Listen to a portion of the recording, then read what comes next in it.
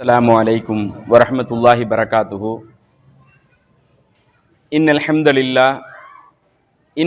لله نحمده ونستعينه من يهده الله فلا مضل له ومن يضلل فلا هادي له. وأشهد أن لا إله إلا الله وأشهد أن محمدا عبده ورسوله أما بعد. فقد قال الله تعالى في القرآن الكريم: يا أيها الناس اتقوا ربكم الذي خلقكم من نفس واحدة وخلق منها زوجها وبث منهما رجالا كثيرا ونساء واتقوا الله الذي تساءلون به والأرحام إن الله كان عليكم رقيبا. புகழ் அனைத்தும் நம்மை படைத்து பரிபாலிக்கிற ஏக இறைவனுக்கே உண்டாவதாக. அன்பிற்குரிய ஏக இறைவனின் நல்லடியார்களே, தாய்மார்களே, சகோதர சகோதரிகளே, அல்லாஹுவின் அருளால் இறைவனது மார்க்கத்தை அதன் தூய வடிவிலே கேட்டறிந்து கொள்ள வேண்டும் என்பதற்காக நாம் இங்கே ஒன்று குழுமி இருக்கிறோம். இங்கே குழுமி இருக்கிற நம் அனைவர்கள் மீதும் அல்லாஹுவின் அருளும் அன்பும் இறுதி வரை உண்டாவதாக என்று பிரார்த்தித்து, இஸ்லாத்திற்கு எதிரான மௌலிது என்ற தலைப்பு எனக்கு இங்கு பேசுவதற்காக தேர்ந்தெடுக்கப்பட்டிருக்கிறது.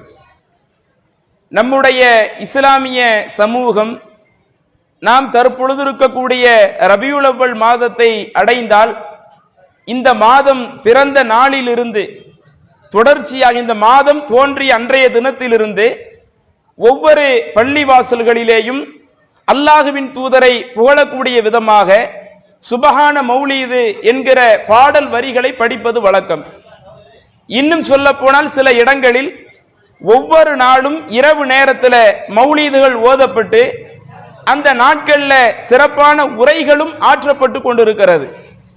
அதே போல இன்னும் சில இடங்களில் பார்த்தால் அந்த ரபியுல் அவ்வல் மாதத்தினுடைய 12வது தினம், சில இடங்கள்ல 13, 14 என்ற அன்றைய தினங்கள்ல அந்த பகுதியில் வசிக்கக்கூடிய மக்கள் ஒன்று சேர்ந்து ஒரு பொதுவாக ஒரு சாப்பாடு ஒன்று ஆக்கி அதற்காக மக்களிடத்திலே பொருளாதாரத்தை திரட்டி அந்த பொருளாதாரத்தின் மூலம் ஒவ்வொரு பகுதிகளிலேயும் உணவு தயார் செய்யப்பட்டு அது ஒவ்வொரு வீடுகளுக்கு தரப்படக்கூடிய அந்த நிகழ்வுகளை நாம் பார்க்கிறோம்.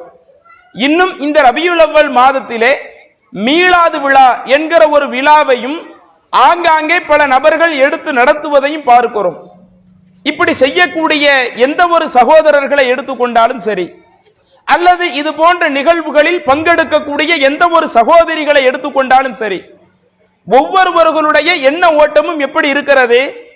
நாம் இந்த ரபியுல் அவ்வல் மாதத்திலே சுபஹான மௌலீது படிக்கின்றோம் என்று சொன்னால் நாம அல்லாஹுவின் தூதரை புகழ்கிறோம்.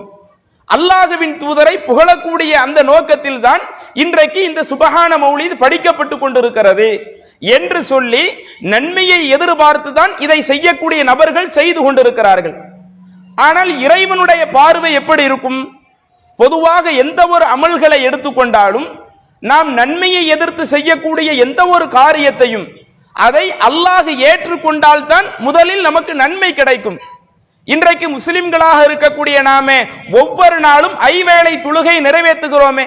சரி, நாம மறுமையில சொர்க்கம் போகணும், நரகத்திலிருந்து நம்மை காத்துக் கொள்ள வேண்டும் என்பதற்காக நாம ஒவ்வொரு நாளும் ஐவேளை தொழுகைகளை நிறைவேற்றுகிறோம்.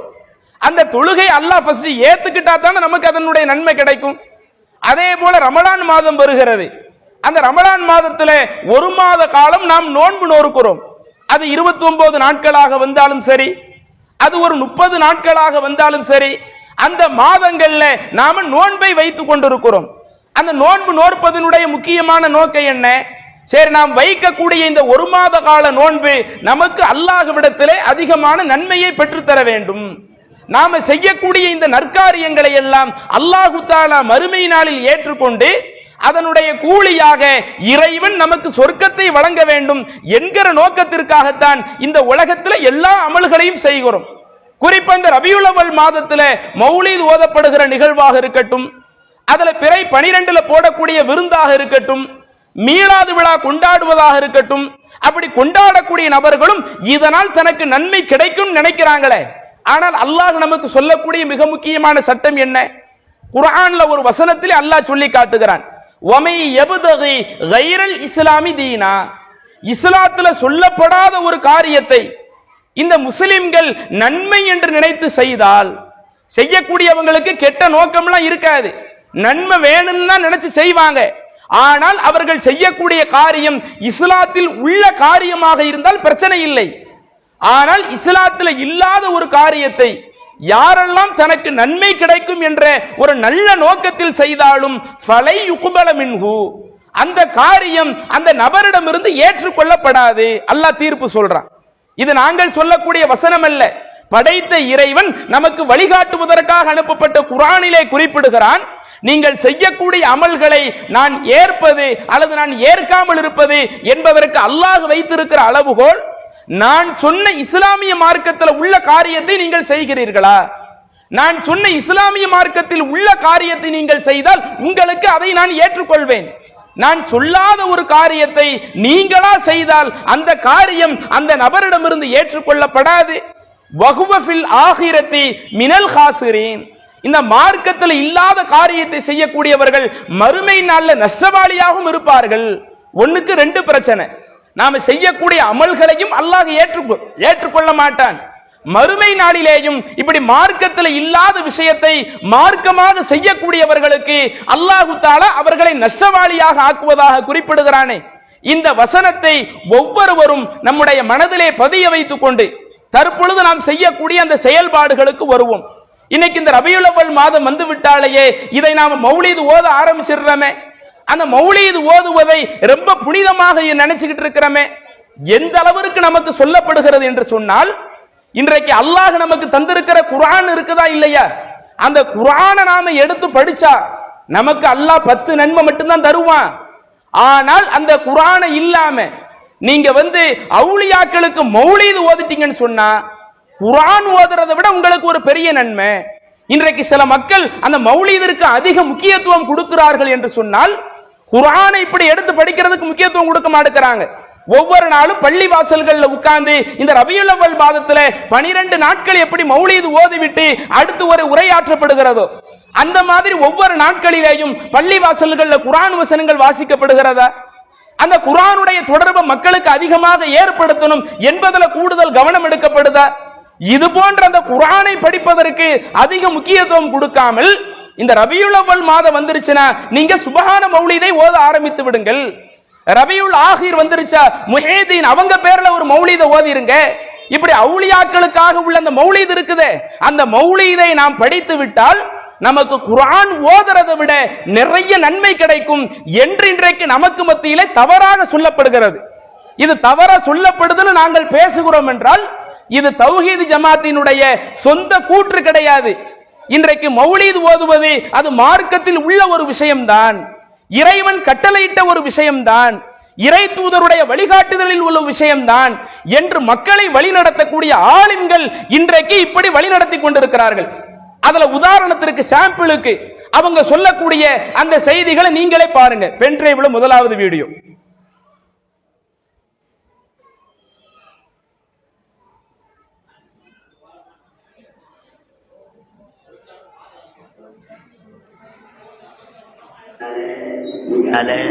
நீங்க அரை மணி நேரம் மௌலிது ஓதுறதுக்கு பதிலாக குர்ஆன் ஓதினா தரஜா கூட நன்மை கூட என்று சொல்றது நீங்க. இது கூட அவுலியாக்களுடைய மௌலத்தை நீங்க ஓதினீங்கன்னா இத்தனை நன்மை என்று இல்லை, 8 நன்மையை அல்லாஹ் தஆலா தருவான். அரை மணி நேரம் குர்ஆன் ஓதினீங்கன்னா ஒரு ஹர்புக்கு 10 வீதம், அவ்வளவு நன்மை தான் உங்களுக்கு கிடைக்கும். ஆக இன்னொரு கதையை போடுங்க, சவுண்ட் கொஞ்சம் அதிகமா வைங்க. நீங்க அரை மணி நேரம் மௌலிது ஓதுறதுக்கு பதிலாக குர்ஆன் ஓதினா தரஜா கூட நன்மை கூட என்று சொல்றது நீங்க.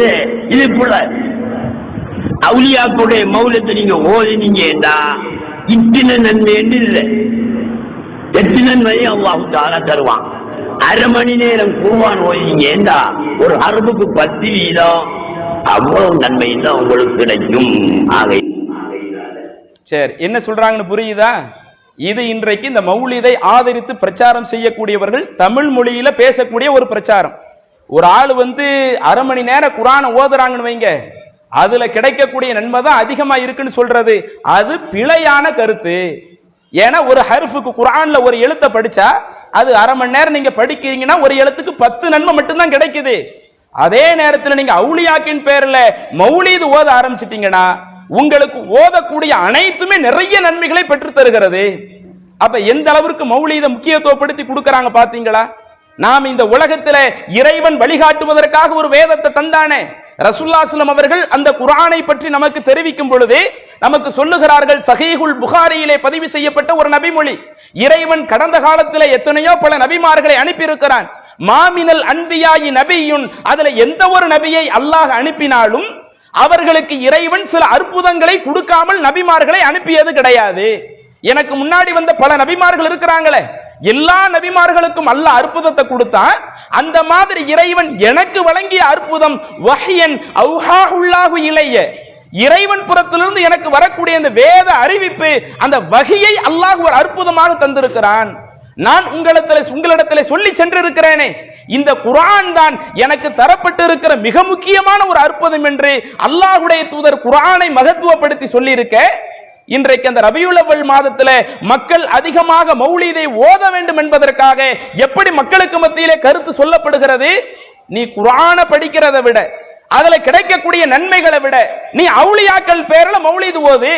அவுலியாக்கள் இப்ப சுப்ஹான ரபியுல் அவ்வல்னா ரசூலுல்லாஹி ஸல்லல்லாஹு அலைஹி வஸல்லம் மேல மௌலீது ஓது, ரபியுல் ஆஹிர்னா முஹையத்தீன் மௌலீது ஓது, அடுத்து ஒரு மாதம் வருதுன்னா இன்னொரு அவுலியாவின் பேர்ல மௌலீது ஓது. இப்படி மௌலீது ஓதுவது உனக்கு குர்ஆனை விட அதிக நன்மை கிடைக்கும் என்கிற இந்த கருத்து மக்களுக்கு மத்தியில கொண்டு போய் சேர்த்ததுனால இன்னைக்கு நம்ம காலத்துல வாழக்கூடிய மக்கள் எந்த அளவுக்கு இதில் எக்ஸ்ட்ரீமா போறாங்க பாருங்க.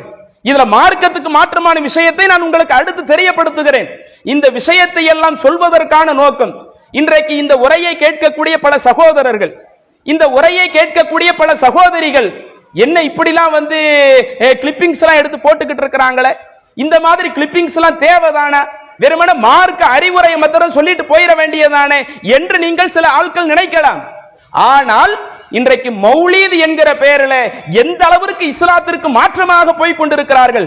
ஒரு வணக்கம்னா அது இஸ்லாத்திற்கு மாற்றமான அம்சங்கள் வரக்கூடாது இல்ல, இறைவன் தடுத்திருக்கிற அம்சங்கள் வரக்கூடாது இல்ல.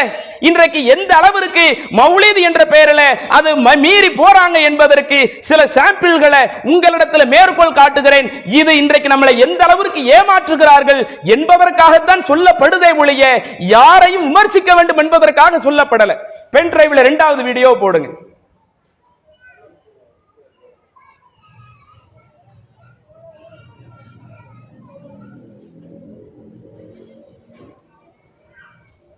அண்ணல் நபியே உங்கள் அரவணைப்பே போதும், அன்போடு ஓதுகின்ற சலவாத்தே லாபம்.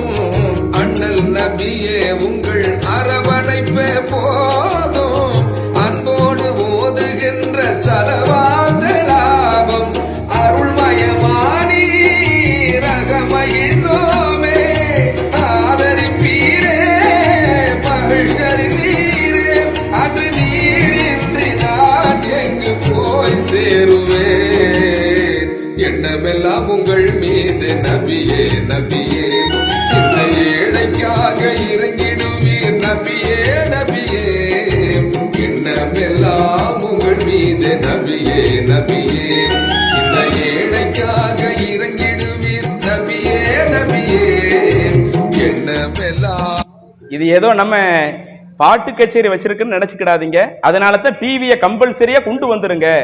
ஏன்னா இல்லாட்ட நம்ம தான் ஏதோ சினிமா பாட்டு நமக்கு அது வரவும் செய்யாது, நம்ம தான் ஏதோ படிக்கிறோம்னு நினைச்சுக்கிட கூடாது. அதனால தான் இன்றைக்கு இதையெல்லாம் நன்மை என்ற பெயர்ல செய்யறாங்க. அதே மாதிரி பென் டிரைவ்ல 3வது வீடியோவையும் போட்டுருங்களேன்.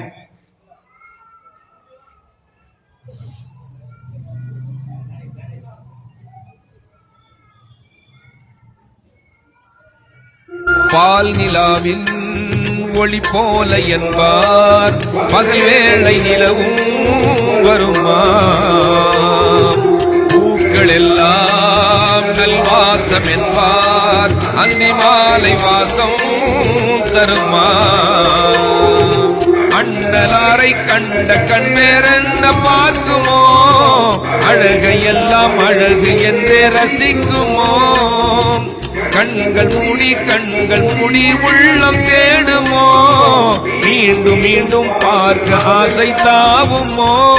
இன்னது நிறைய இருக்குது, அதை போட்டா எனக்கு பேசுறதுக்கு நேரம் வந்துடாது. ஒவ்வொரு பாட்டை ஃபுல்லா போட்டு விட்டோம்னு வைங்களேன். இதுல நீங்க கொஞ்சம் கவனிச்சு பாருங்க. இஸ்லாமிய மார்க்கத்துல ஃபர்ஸ்ட் இசை கூடுமா? அதுல உங்க சினிமா பாட்டுல கேட்டா நாங்க ரசூலுல்லாஹி அவங்களத்தானே புகழ்றோம், அது உங்களுக்கு தெரிஞ்ச தமிழ் மொழியில தானே புகழ்றோம் சொல்லுவார்கள். அதுல சினிமா பாட்டு நீங்க படிக்கிறீங்களே, கூடுதலா இசையவும் சேர்த்து படிக்கிறீங்களே. இப்படி இஸ்லாமிய மார்க்கம் இசையை படித்து இசையை வாசிக்க விட்டு பாட்டு பாடுவதை இதைத்தான் நமக்கு வணக்கம்னு கற்றுத்தருதா? கொஞ்சம் யோசிச்சு பாருங்க. இன்னும் எந்த அளவிற்கு அவங்க எல்லை மீறி செல்கிறார்கள் என்றால், இப்ப நாம பயானுக்கு ஆண்கள் பெண்கள் என்று பல நபர்களை அழைப்போம், அழைத்து அவர்களுக்கு மார்க்க உபதேசங்களை சொல்லுவோம்.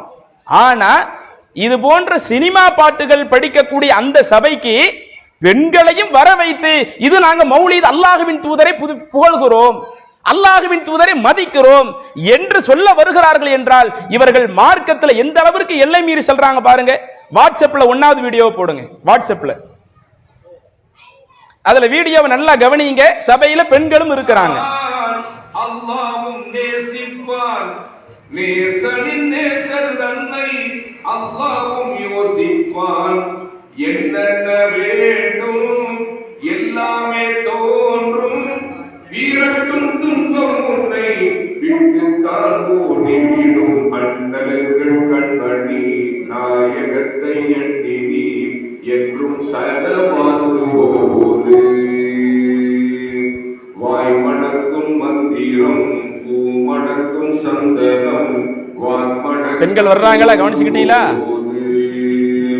அல்லாஹ்வும் சொல்கின்றார், வானோரும் சொல்கின்றார், மூமின்கள் நாமும் சொல்லுவோம் பேரன்போடு. அப்ப இதுல கவனிங்க. ஆனா முதல் 2 வீடியோவுக்கு இதுல ஒரு விஷயத்துல பரவாயில்லைன்னு சொல்லலாம், அதுக்காக ஆதரிச்சுட்டேன்னு சொல்லிடாதீங்க. என்ன ஒரு விஷயம்? முதல் 2 வீடியோவுல இசையோடு சேர்த்து கொண்டு வந்தாங்க. இங்க அந்த இசையை மட்டும் கட் பண்ணிட்டு சினிமா பாட்டுல வரக்கூடிய அதே ராகத்தை உள்ள கொண்டு வந்து இப்படி அல்லாஹ்வின் தூதரை புகழ்றோம்னு ஒரு சபையில வச்சு படிக்கிறீங்களே, கேட்கக்கூடிய மக்கள் நீங்கள் சொல்லக்கூடிய கருத்தை கவனிப்பார்களா? அல்லது நீங்க என்ன மெட்ல அந்த பாட்டை எடுக்கிறீங்க, அந்த பாட்டு என்ன படத்துல உள்ளது, அந்த படத்துல ஹீரோயினுடைய நிலை எப்படி இருந்துச்சு, அந்த படத்துல ஹீரோயினுடைய நிலை எப்படி இருந்துச்சு என்று அந்த பாடல் வரிகள் நினைவுக்கு வருமா? கொஞ்சம் யோசிச்சு பாருங்க. இன்றைக்கு நம்மளுடைய இஸ்லாமிய மார்க்கத்தில் உள்ள இபாதத்துகள் இப்படித்தான் பண்றோமா? ஒவ்வொரு நாளும் ஐவேளை தொழுகை தொழுவரும்லங்க, ஜும்மா தொழுகை பள்ளிவாசல்ல தொழுகை நடத்துறோம்ல. இப்படி நடத்தப்படுகிற ஜும்மா தொழுகைகள் ஐவேளை தொழுகைகள்ல இந்த மாதிரி சினிமா கலாச்சாரத்தை நினைவூட்டக்கூடிய ஏதாவது இருக்குதா? இசைக்கக்கூடிய நிகழ்ச்சிகள் ஏதாவது இருக்குதா? மார்க்கத்தினுடைய எல்லைகளை மீறக்கூடிய நிகழ்வுகள் இருக்குதா? அப்ப அவ்வளவு விஷயங்களையும் இன்றைக்கு மக்களுக்கு மத்தியிலே புகுத்துகிறார்கள் ஒரே ஒரு போர்வையில. என்ன போர்வை? நாம ரசூலுல்லாஹி ஸல்லல்லாஹு அவங்களை மதிக்க வேண்டும், நாம் அல்லாஹ்வின் தூதரை நேசிக்க வேண்டும். அப்படி அல்லாஹ்வின் தூதரை மதிக்க வேண்டும், நேசிக்க வேண்டும் என்றால் அவர்கள் மீது மௌலிது படிக்கணும். மௌலிது அரபியில படிச்சாலும் சரி, மௌலித தமிழ்ல படிச்சாலும் சரி, அதுல சினிமா பாட்டுல படிச்சாலும் சரி. ஆனா ஒரே ஒரு கண்டிஷனா, என்ன கண்டிஷனு?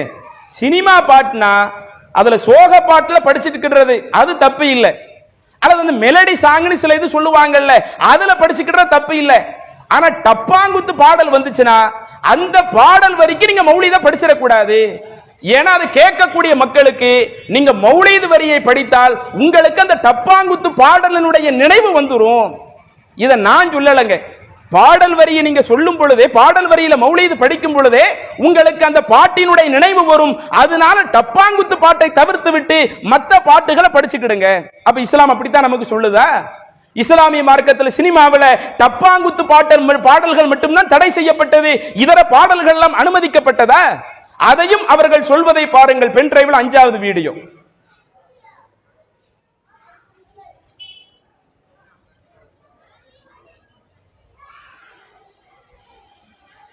இதில் அந்த ராகம் போட்டு பாடுவது கேட்பவர்களுக்கு இனிமையாக இருக்க வேண்டும் என்பதற்காக பாடுவது. நம்முடைய மார்க்கத்தில் ராகம் என்பது கூடாது என்பதல்ல. அதே நேரத்தில் சினிமா பாட்டுகளில் கூட நாகரிகமான வெட்டுக்கள் இருக்கிறது. அது பிரச்சனை இல்ல. இந்த வெட்டு சினிமா வந்து பிடிச்சி அதனால கூட சொல்ல முடியும். நமக்கு ராகம் போடுவது, குர்ஆன் ஓதுறதே பாப்பீங்கல்ல, அது ஒரு வகையான ராகமா தான் இருக்கும். காரிகள் ஓதுறதெல்லாம் பாக்குறீங்கல்ல, அது ஒரு வகையான ராகம். அது ஒரு ராகம் பெருசு. அதே நேரத்தில் சினிமா பாட்டுன்ற உடனே டப்பாங்குத்து பாட்டெல்லாம் இருக்கும், அசிங்கமான பொருள்ல பாடுறது, அந்த மீனிங்ல பாடக்கூடாது. ஏன்னு கேட்டா அந்த மெட்டில பாடும்போது கேட்பவர்கள் அந்த பாட்டோட நினைவு வந்துடும். எப்ப டப்பாங்குத்துக்கு மட்டும் தான் அந்த நினைவு வரும். அதே நார்மல் பாட்டு படிச்சா அந்த நினைவு வராதா? நாகரிகமான வெட்டுக்கள் இருக்கிறது. அது பிரச்சனை. ஏன்னா எதுலுமே நம்ம நடுநிலையா, மெயினா எல்லாத்திலும் நடுநிலையா இருக்கணும். நீங்க டப்பாங்குத்துன்னு போறீங்க, ரொம்ப எக்ஸ்ட்ரீமா போயிடுறீங்க. அதனால நாகரிகமான பாட்டை படிச்சுக்கிடுங்க. இன்னும் எந்த அளவிற்கு இந்த மௌலீத வக்காலத்து வாங்குவதற்காக நீங்க குர்ஆனை படிக்கிறீங்களே, அந்த குர்ஆனே ஒரு விதமான ராகமா இருக்குதா இல்லையா? நான் கேட்கிறேன், எந்த பள்ளி வாசல்ல அங்கே தொழுகை நடத்தக்கூடிய இமாமு சினிமா பாட்டு மெட்டுக்கு குர்ஆனை ஓதிக்கிட்டு இருக்கிறாங்க? ஃபஜ்ர் தொழுகைக்கு சத்தம் போட்டு ஓதுறாங்களா இல்லையா? மக்ரிப் இஷா தொழுகைக்கு சத்தமிட்டு குர்ஆனை ஓதுறாங்களா இல்லையா? தொழுகை தொழுவிக்கும் பொழுது. அதே போல ஜும்மா தொழுகைக்கு சத்தமிட்டு குர்ஆனை ஓதுறாங்களா இல்லையா? அனைத்து நபர்களும் ஒன்று சேர்ந்து தொழுகக்கூடிய பெருநாள் தொழுகைக்கு சப்தமிட்டு ஓதுகிறார்களா இல்லையா? இப்படி தொழுகையில குர்ஆனை ஓதுகிற பொழுது இது போன்ற பாடல் மெட்டுகளை படிக்கிறாங்களா? ஏன்னா அதை நம்ம வணக்கம்னு புரிஞ்சிருக்கிறோம். அந்த வணக்கத்துல இந்த மாதிரி விஷயத்தை சினிமாவை உள்ள கொண்டு வர கூடாதுன்னு நம்ம சமுதாயத்துல பாமர மக்கள் கூட புரிஞ்சிருக்கிறாங்க. ஆனால் இன்றைக்கு அந்த மௌலீதிற்காக வக்காலத்து வாங்கக்கூடியவர்கள், நீங்க இந்த மௌலீதை எப்படி வேண்டுமானாலும் படிச்சுக்கிடுங்க, சினிமா பாடல்ல கூட படிச்சுக்கிடுங்க என்று இப்படி மக்களை வழிநடத்தினுடைய விளைவுதானே பல பாடல்கள் இந்த படிச்சுக்கிட்டு இருக்கிறாங்க. உதாரணத்திற்கு தான் 3 பாடல்களை போட்டேன். நீங்க சமூக வலைதளங்கள்ல மௌலீது மெட்டுகளுக்கு வரக்கூடிய அந்த சினிமா பாடல்கள் என்று எடுத்துக்கொண்டால் நம்முடைய இந்தியாவிலேயே பல மெட்டுகள்ல படிச்சுக்கிட்டு இருக்கிறாங்க. இலங்கையில தமிழ் பேசக்கூடிய மக்களுக்கு மத்தியில பல மெட்டுகள்ல படிச்சுக்கிட்டு இருக்கிறாங்க, இசையோடு சேர்த்து படிச்சுக்கிட்டு இருக்கிறாங்க. அப்ப இந்த அளவிற்கு மார்க்கத்தை கேலி கூத்தாக்கக்கூடிய ஒரு நிகழ்வு எப்படி மார்க்கம் சொன்ன ஒரு நிகழ்வாக இருக்கும்? இஸ்லாத்திற்கு எதிரான மௌலீதுன்னு நாங்க தலைப்பிட்டு இருக்கிறோமா இல்லையா? ஏன் தலைப்பிட்டு இருக்கிறோம்? இன்றைக்கு அந்த மௌலீது என்ற பெயரில் நீங்கள் என்னென்ன செயல்பாடுகளை செய்கின்றீர்களோ அப்படி செய்யக்கூடிய அந்த செயல்பாடுகள் மார்க்கத்திற்கு மாற்றமானதாக இருக்கிறது, இஸ்லாம் தடுத்த ஒன்றாக இருக்கிறது.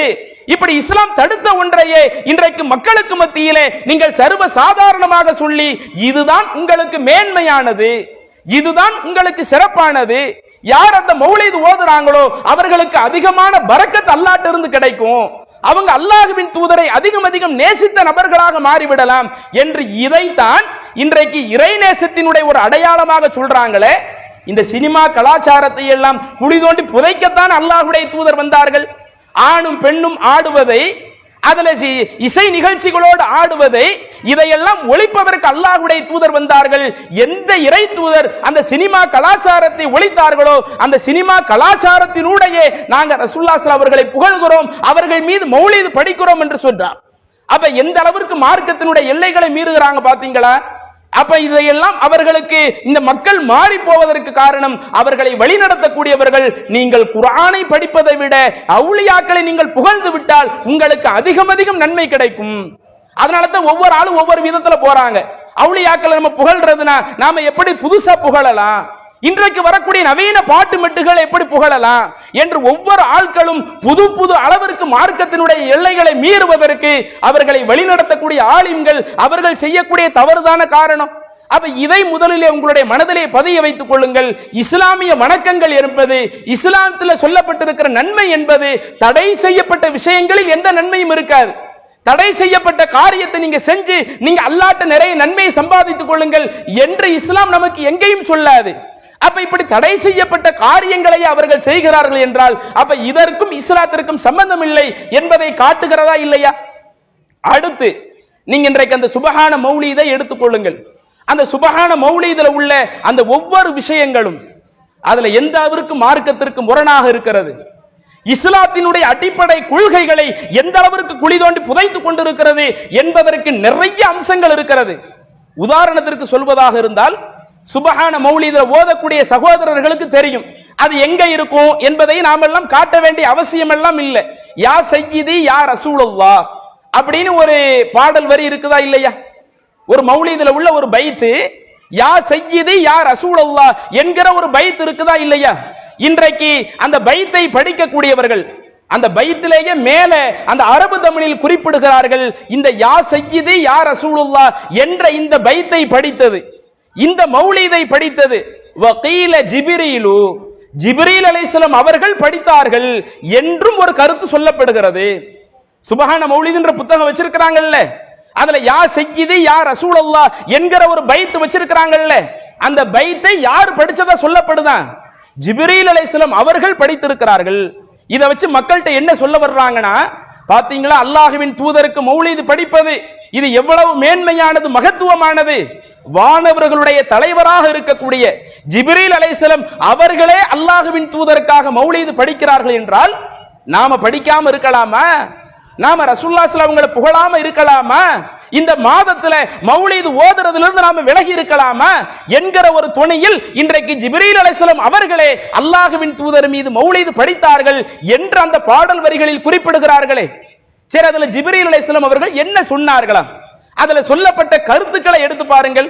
ஜிப்ரீல் அலைஹிஸ்ஸலாம் அவங்க அல்லாஹ்வை புகழ்ந்ததை சொல்றாங்க, ரசூலுல்லாஹி ஸல்லல்லாஹு அலைஹி வஸல்லம் புகழ்ந்ததை சொல்றாங்கல்ல, எப்படி இருக்கிறது? அந்த கருத்துக்கள் முழுக்க முழுக்க ஒரு வானவரால் சொல்லப்படாத ஒரு கருத்தாகத்தான் இருக்கும். ஏன்னா ஒரு சாதாரண மனிதன் நாம் இஸ்லாத்தில் எதை கூடாத அம்சமாக பார்க்கிறோமோ அது போன்ற விஷயங்களை எல்லாம் ஜிப்ரீல் அலைஹிஸ்ஸலாம் அவர்கள் அல்லாஹ்வின் தூதர் மீது வைத்து படித்ததாக இருக்கிறது.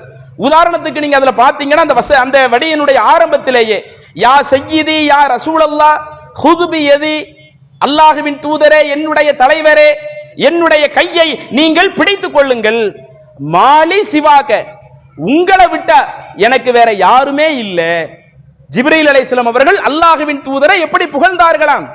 யா சய்யிதி யா ரசூலல்லாஹ் என்னுடைய தலைவரே அல்லாஹ்வின் தூதரே ஹுது பியதி என்னுடைய கரத்தை நீங்கள் பற்றிக் கொள்ளுங்கள், மாலி சிவாக உங்களை விட்டா எனக்கு வேற யாரும் கிடையாது, வலா அல்வி இலா அஹதின் உங்களை தவிர்த்து வேற யாரிடத்திலையும் நான் ஒதுங்கவும் மாட்டேன் என்று சொல்லிவிட்டு அடுத்து சொல்லுகிறார்கள் வஅன்த ஹக்கன் கியாசுல் ஹல்கி இஜ்மஅஹும் என்ற அந்த வரிகள் எல்லாம் அஜ்மஇஹிம் என்று அதனுடைய வரிகள் அடுத்தடுத்து வருகிறது. இதனுடைய அர்த்தம் என்ன? ஜிப்ரீல் அலைஹிஸ்ஸலாம் அவர்கள் அல்லாஹ்வின் தூதரை பார்த்து படிக்கிறார்கள் வஅன்த ஹக்கன் உண்மையாகவே கியாசுல் ஹல்கி அஜ்மஇஹிம் அனைத்து படைப்புகளையும் ரட்சிக்கக்கூடியவர் நீங்கள்தான். ரட்சிக்கக்கூடியவர்னா என்ன? படைப்பினங்கள் அனைத்தையும் காக்கக்கூடியவர்கள், பாதுகாக்கக்கூடியவர்கள் இறை தூதரே நீங்கள் தான் இருக்கிறீர்கள். இன்னும் அதில் அடுத்தடுத்து நீங்க பாத்தீங்கன்னா இன்னி இதா மஸ்ஸனி லைமுன் யரூஉனி என்னை கடுமையாக பீடித்துக் கொள்ளக்கூடிய, என்னால் தாங்க முடியாத ஒரு துன்பம் ஏதேனும் எனக்கு ஏற்பட்டால் அந்த டயத்திலேயும் நான் சொல்லுவேன் அகூலு யா சய்யிதி சாதாத் தலைவர்களுக்கெல்லாம் தலைவரே என்று உங்களை நான் அழைத்து விடுவேன். ஜிப்ரீல் அலைஹிஸ்ஸலாம் அவங்க அல்லாஹ்வின் தூதரை பார்த்து என்னவெல்லாம் சொல்லுகிறார்களாம்? உங்களை விட்டா என்னை பாதுகாப்பதற்கு யாரும் இல்லை, நான் ஒதுங்குவதற்கு எனக்கு எந்த ஒரு போக்கிடமும் இல்லை, அதனால என்னுடைய தலைவரே அல்லாஹ்வின் தூதரே எனக்கு ஏதேனும் சிரமங்கள் ஏற்பட்டது என்று சொன்னால் என்னை நீங்கள் பற்றி பிடித்துக் கொள்ளுங்கள், என்னை விட்டுறாதீங்க. உண்மையாகவே நீங்கள் தான் ஒட்டுமொத்த அந்த படைப்புகளையும் ரட்சிக்கக்கூடியவர்களாக இருக்கிறீர்கள். ஒட்டுமொத்த படைப்பு என்றால் எது?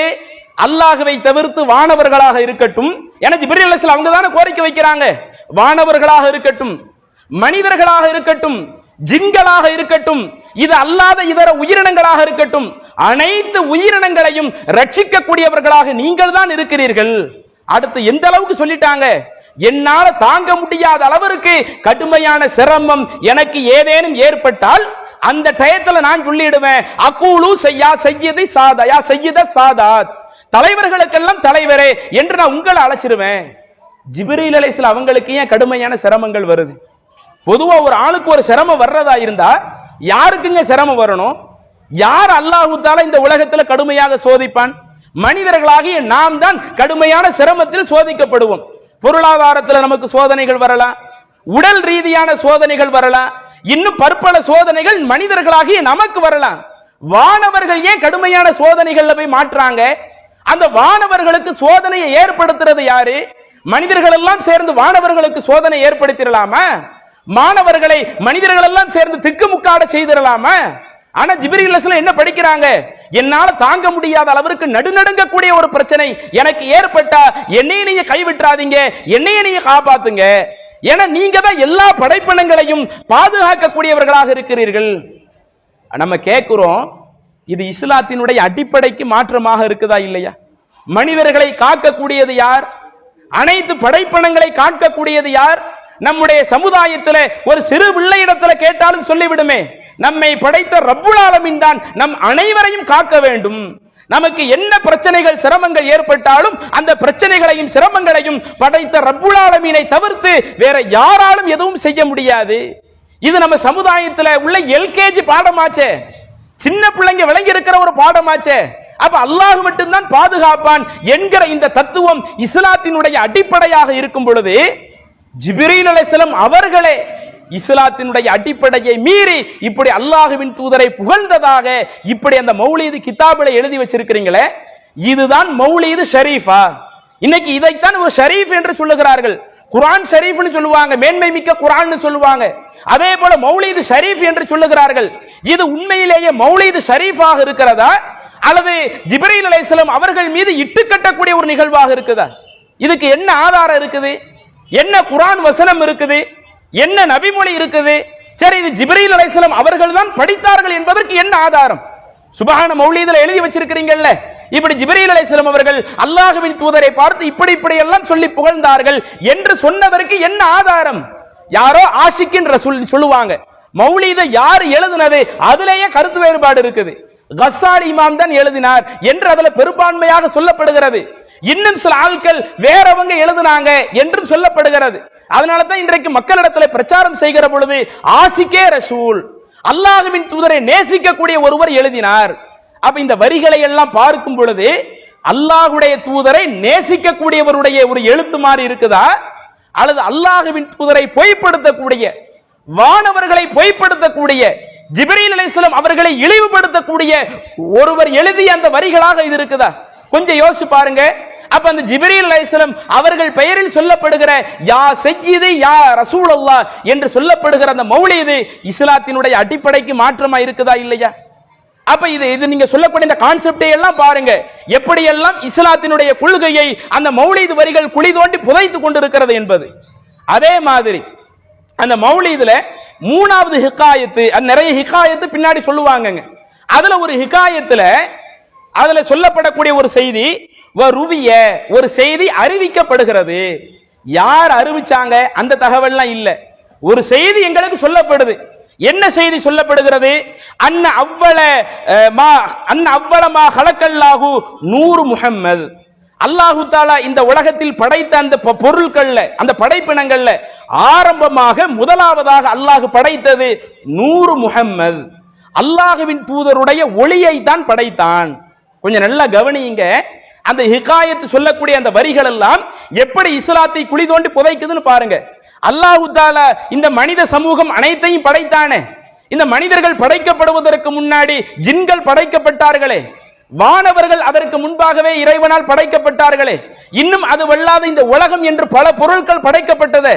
ஆனால் இதில் இன்றைக்கு என்ன சொல்றாங்கன்னா, உலகத்தில் எல்லா பொருளையும் படைப்பதற்கு முன்பாக ஆரம்பமாக முதலாவதாக அல்லாஹ் படைத்தது நூறு முஹம்மதின் ஸல்லல்லாஹு அலைஹி வஸல்லம், அல்லாஹு தஆலா ரசூலுல்லாஹி ஸல்லல்லாஹு அலைஹி வஸல்லம் அவர்களுடைய ஒளியை தான் படைத்தான் என்று ரசூலுல்லாஹி ஸல்லல்லாஹு அலைஹி வஸல்லம் அவருடைய ஒளி தான் முதலில் படைக்கப்பட்டதாக ஒரு இடத்தில் சொல்லப்படுகிறது. அதே இதில் நீங்க அடுத்தடுத்து நீங்க தொடர்ச்சியா படிச்சீங்கன்னா ருவிய மேலும் சொல்லப்படுகிறது, அறிவிக்கப்படுகிறது. யாரு சொன்னா அதெல்லாம் எங்கள்கிட்ட கேட்காதீங்க, அந்த ஆதாரத்துல நாங்க சொல்ல மாட்டோம். எங்களுக்கு ஒரு செய்தி சொல்லப்பட்டிருக்குது, ருவிய எங்களுக்கு ஒரு செய்தி அறிவிக்கப்பட்டிருக்கிறது. அன்ன நூரல் அர்ஷி, எந்த அளவிற்கு இஸ்லாத்தினுடைய கொள்கை கொஞ்சம் கொஞ்சமாக சிதைக்கப்படுதுன்னு பாருங்க. அரிசி இருக்குதா இல்லையா? அரிசினா எது? படைத்த இறைவன் வீற்றிருக்கக்கூடிய அந்த அரிசி என்ற ஆசனம் இருக்குதா இல்லையா? வானங்களையும் பூமியையும் உள்ளடக்கக்கூடிய அந்த அரிசி என்ற ஆசனத்தினுடைய அந்த ஒளி, வல் குர்சி இன்னும் இறைவனுடைய அந்த ஆசனம் அதனுடைய அந்த ஒளி, வல் லௌஹி லௌஹுல் மஹ்ஃபூல் இருக்குதா இல்லையா? அல்லாஹ் இந்த வானம் பூமி படைக்கப்படுறதுக்கு 50,000 வருஷத்துக்கு முன்னாடியே எதுவெல்லாம் எழுதப்பட வேண்டுமோ அனைத்து விதிகளையும் அல்லாஹ் எழுதி வைத்தானே, அந்த லௌஹினுடைய ஒளிக்கு முன்பாக, வல் கலமி இன்னும் அந்த விதியை எழுதுவதற்கு அல்லாஹ் பேனாவை வைத்திருந்தானே, அந்த பேனாவினுடைய ஒளி வருவதற்கு முன்பாக, அஷ்ஷம்சி வல் கமரி இன்னும் சூரியனுடைய ஒளிக்கு முன்பாக, சந்திரனுடைய ஒளிக்கு முன்பாக அல்லாஹு தஆலா என்ன செய்ய ஹலக மின் நூரி முஹம்மது, ரசூலுல்லாஹி ஸல்லல்லாஹு அலைஹி வஸல்லம் அவர்களுடைய ஒளியை தான் அல்லாஹ் படைத்தான். அர்ஷினுடைய ஒளி வர்றதுக்கு முன்னாடி, அந்த குர்சி அதனுடைய ஒளி வர்றதுக்கு முன்னாடி சூரியனுடைய ஒளி, சந்திரனுடைய ஒளி, லவ்ஹுல் மஹ்ஃபூலுடைய ஒளி, அந்த விதியை எழுதுவதற்காக இறைவன் பயன்படுத்தினானே அந்த பேனாவை பயன்படுத்துவதனுடைய ஒளி, இதுவெல்லாம் வருவதற்கு முன்பாக அல்லாஹு தஆலா முதலாக ரசூலுல்லாஹி ஸல்லல்லாஹு அலைஹி வஸல்லம் அவர்களுடைய ஒளியை தான் படைத்தான். சரி, இப்படி சொல்லப்படுறதா நீங்க ரசூலுல்லாஹி ஸல்லல்லாஹு அலைஹி வஸல்லம் அவர்களை புகழுகிறோம் என்ற பெயரில் எழுதி வச்சிருக்கிறீங்களே, சொல்லப்படுறதுன்னா யாரு சொன்னது? அதுக்கு ஆதாரபூர்வமான செய்தி இருக்குதா? மார்க்கத்தில் எதுவாக இருந்தாலும் ஒன்று குர்ஆனிலிருந்து அந்த செய்தியை எடுத்து சொல்லுங்கள், அல்லது ஆதாரபூர்வமான நபிமொழிகளில் இருந்து எடுத்து சொல்லுங்கள். எது இட்டுக்கட்டப்பட்ட செய்தியா இருக்குதோ அதை நீங்கள் மக்களிடத்தில் பிரச்சாரம் செய்யலாமா? எது பலகீனமான செய்தியாக இருக்குதோ அதை நீங்க மக்களுக்கு மத்தியில கொண்டு சேர்க்கலாமா? அப்ப அல்லாஹ்வின் தூதருடைய ஒளி தான் அர்ஷினுடைய ஒளி படைப்பதற்கு முன்பாக, லவ்ஹுல் மஹ்ஃபூலுடைய ஒளி படைக்கப்படுறதுக்கு முன்னாடி, அந்த கலம் இறைவன் எழுதிய அந்த விதியின் என்ற அந்த பேனா படைக்கப்படுவதற்கு முன்னாடி ரசூலுல்லாஹி ஸல்லல்லாஹு அலைஹி வஸல்லம் அவருடைய ஒளி தான் படைக்கப்பட்டது என்று இப்ப ரசூலுல்லாஹி ஸல்லல்லாஹு அலைஹி வஸல்லம் அவர்களை புகழ்கிறோம் என்று சொல்லி எல்லையை மீறி புகழ்ந்து கொண்டிருக்கிறீர்களே, இதற்கான ஆதாரம் எங்கே இருக்கிறது? சஹீஹுல் புகாரியில் நபிமொழி இருக்குதா? சஹீஹ் முஸ்லிம்ல இருக்குதா? அல்லது இதர நூற்கள்ல ஆதாரபூர்வமான செய்தி இருக்குதா? அப்ப ஆதாரபூர்வமான நபிமொழியில இல்லாம இன்றைக்கு இதுதான் படைக்கப்பட்டது என்றால் இந்த செய்தியை அந்த மௌலிதை எழுதக்கூடியவருக்கு சொல்லி கொடுத்தது யார்? அப்ப அவரா கற்பனையில தானே எழுதியிருக்கிறாரு. அல்லாஹ்வின் தூதரை புகழுகிறோம் என்று சொல்லி இந்த அளவிற்கு அவர்கள் எல்லை மீறி செல்கிறார்கள் என்று சொன்னால் அப்ப இஸ்லாத்தினுடைய அந்த அடிப்படைகள் அந்த மௌலிதுகள்ல தகர்க்கப்படுகிறதா இல்லையா? அப்ப எந்த அளவிற்கு இஸ்லாத்திற்கு மாற்றமாக சென்று கொண்டிருக்கிறது என்பதை நீங்கள் பாருங்கள். அதே மாதிரி இன்னொன்னு, அதே மௌலிதுல அப்துல் முத்தலிப் என்பவருடைய பைத்துன்னு சொல்லி ஒரு பைத் இருக்குது. எப்படி யா சய்யிதி யா ரசூலல்லாஹ் என்கிற ஒரு பைத்தை ஜிப்ரீல் அலைஹிஸ்ஸலாம் அவர்கள் படித்தார்கள் என்று சொல்றாங்களோ, அதே சுபஹான மௌலிது அந்த ஹிகாயத்து பின்னாடி நீங்க எடுத்து பாத்தீங்கன்னா அப்துல் முத்தலிப் அவர்களுடைய பைத்துன்னு ஒரு பைத் சொல்லப்படுதுங்க. அப்துல் முத்தலிப்னா யாரு? இந்த இடத்துல நம்ம லைட்டா அவர்களை பற்றிய ஒரு வரலாற்று செய்திகளை நாம் அறிந்தாக வேண்டும். அல்லாஹ்வின் தூதருடைய பெற்றோர், அவங்களுடைய தந்தை அப்துல்லா, அவங்களுடைய தாயார் ஆமீனா, இது எல்லாத்திற்கும் தெரியும். இதுல ரசூலுல்லாஹி ஸல்லல்லாஹு அலைஹி வஸல்லம் தகப்பனாருடைய தந்தை இருக்கிறாங்களா இல்லையா? அப்துல்லா அவங்களுடைய தந்தை, அவங்க தான் அப்துல் முத்தலிப். சரி, இந்த அப்துல் முத்தலிப் யாரு? அல்லாஹ்வின் தூதர் இறை தூதராக 40வது வயதுல தேர்வு செய்யப்பட்டாங்களே, தேர்வு செய்யப்படுகிற வரை அவங்க உயிரோடு இருந்தாங்களா என்று பார்த்தால் உயிரோடு இருந்ததில்லை. இன்னும் சொல்ல போனா அல்லாஹ்வின் தூதருடைய தந்தை அவர்கள் பிறப்பதற்கு முன்பாக மரணிக்கிறாங்க. ரசூலுல்லாஹி ஸல்லல்லாஹு அலைஹி வஸல்லம் அவர்கள் மிக சிறிய வயதில் இருக்கும் பொழுது அவங்களுடைய தாயார் மரணிக்கிறாங்க. இப்படி தந்தையும் தாயாரும் இறந்த பிறகு அவர்களை எடுத்து வளர்த்த முதலாவது நபராக ரசூலுல்லாஹி ஸல்லல்லாஹு அலைஹி வஸல்லம் அவர்களுடைய பாட்டனார் அப்துல் முத்தலிப் இருக்கிறார். அந்த அப்துல் முத்தலிப் அதிக காலம் குர்ஆன் அருளப்படுவதற்கு முன்னாகவே உங்களுடைய பேர் குர்ஆன்ல இருக்குது என்பதை அப்துல் முத்தலிப் எப்படி கண்டுபிடித்தார்? இந்த செய்தியை யாரு சொன்ன? அப்துல் முத்தலிப் இப்படி சொன்னதாக ஆதாரபூர்வமான செய்தி இருக்குதா? அல்லது குர்ஆன் அல்லாஹ் இது போன்ற தரவுகள் ஏதாவது குறிப்பிடுறானா? அல்லது ரசூலுல்லாஹி ஸல்லல்லாஹு அலைஹி வஸல்லம் அவர்கள் நான் சிறு பிராயத்தில் இருக்கும் பொழுதே, நான் மழலை பருவத்தில் இருக்கும் பொழுதே என்னுடைய பாட்டனார் என்னுடைய பெயர் குர்ஆனிலே இருப்பதாக குறிப்பிட்டார்கள் என்று அல்லாஹ்வுடைய தூதர் சொன்ன ஆதாரபூர்வமான நபிமொழி இருக்குதா? எதுவுமே இல்லையே. அந்த குர்ஆனே இறைவனுடைய வேதமே அல்லாஹ்வின் தூதருக்கு 40வது வயதில் அருளப்படும் பொழுது அதுக்கு முன்னாடி ரசூலுல்லாஹி ஸல்லல்லாஹு அலைஹி வஸல்லம் சின்ன பருவத்தில் இருக்கும் போதே உங்க பேர் குர்ஆன்ல சொல்லப்பட்டிருக்குதுனா அப்ப இதுல அப்துல் முத்தலிப் அவருக்கு குர்ஆன் என்றாலே என்னன்னு தெரியாது, அவருக்கு மறைவான விஷயம் தெரியாது. அல்லது அவருக்கு மறைவான விஷயம் தெரியுமா? பின்னாடி நடக்க இருக்கிற நிகழ்ச்சிகளை எல்லாம் அப்துல் முத்தலிப் அறிந்து கொள்வார் என்று சொல்ல வர்றீங்களா? அவ என்னதான் மக்களிடத்துல மார்க்கத்தை கொண்டு வந்து சேர்க்கிறீங்க? இந்த சுபஹான மௌலிது இதுல ஒரு வரி கூட இஸ்லாத்திற்கு மாற்றம் இல்லையே, குர்ஆனுக்கு மாற்றமான கருத்து இல்லையே, நபிமொழிகளுக்கு மாற்றமான கருத்து இல்லையே என்று ஆதரித்து பிரச்சாரம் செய்யக்கூடியவர்கள் சொல்லுகிறீர்களே, அப்ப இதற்கு என்ன விளக்கம் சொல்லுகிறீர்கள்? இப்படித்தான் அப்துல் முத்தலிப் அவர்கள் குர்ஆன் அருளப்படுவதற்கு முன்பாகவே அவர்களுடைய பெயர் குர்ஆனிலே சொல்லப்பட்டதாக அவர் குறிப்பிட்டாரா? இன்னும் நீங்கள் பாருங்கள், அதே அப்துல் முத்தலிப் சொன்ன இன்னொரு தகவலாக, அந்த ரசூலுல்லாஹி ஸல்லல்லாஹு அலைஹி வஸல்லம் அவர்களை புகழ்ந்து படித்த ஒரு தகவலாக அதே சுபஹான மௌலிதுல உள்ள அந்த ஹிகாயத்துல நீங்க பார்க்கலாம். என்ன படிக்கிறார்? அஹமது மக்தூபன் அலல் ஜினான். ரசூலுல்லாஹி ஸல்லல்லாஹு அலைஹி வஸல்லம் பெயர் இருக்குதா இல்லையா? ரசூலுல்லாஹி ஸல்லல்லாஹு அலைஹி வஸல்லம் அவர்களுடைய பெயர் சொர்க்கங்களில் எழுதப்பட்டதாக இருக்கிறது.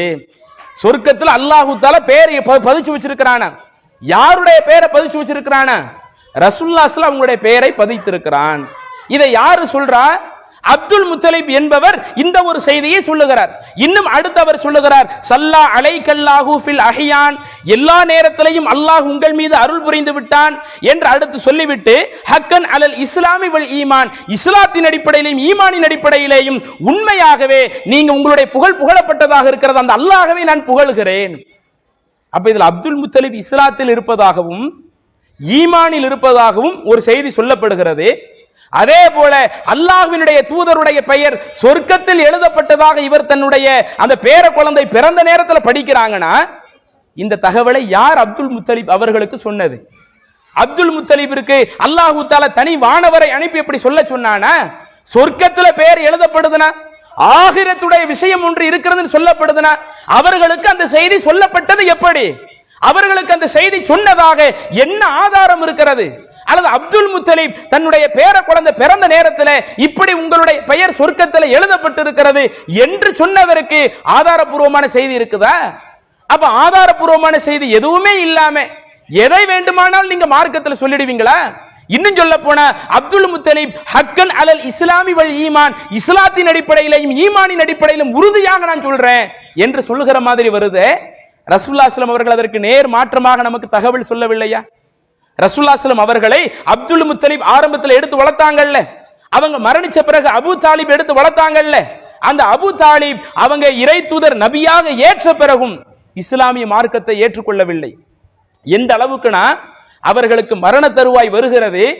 மரண தருவாயில் அல்லாஹ்வுடைய தூதர் போய் சொல்றாங்க, என்னுடைய பெரிய தந்தையே, நீங்க இந்த இஸ்லாத்தை ஏத்துக்குங்க, இந்த இஸ்லாத்தை ஏத்துக்கிறது ரொம்ப சிறப்பாக இருக்கும் என்று எவ்வளவோ மரணிக்கக்கூடிய தருவாயில அபு சொர்க்கத்தில் எல்லாம் எழுதப்பட்ட ஒன்றாக இருந்தது என்று இந்த அளவிற்கு அவர்கள் மாறி மாதிரி சென்று கொண்டிருக்கிறார்களே.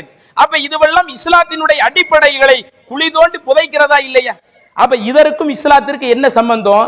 அப்ப இந்த கான்செப்ட்ல நீங்க பாத்தீங்கன்னு சொன்னா, மௌலிது அதுல எவ்வளவோ மார்க்கத்திற்கு மாற்றமான கருத்துக்கள் உள்ள இருக்குது என்று இந்த கான்செப்ட்ல எவ்வளவோ சொல்லி கொண்டு போகலாம். அதே மாதிரி அந்த மௌலிதுல நீங்க பாத்தீங்கன்னா, இப்படி மார்க்கத்துக்கு மாற்றம் அல்லாஹ் சொல்லாத, அல்லாஹ்வுடைய தூதர் சொல்லாத ஒண்ணு,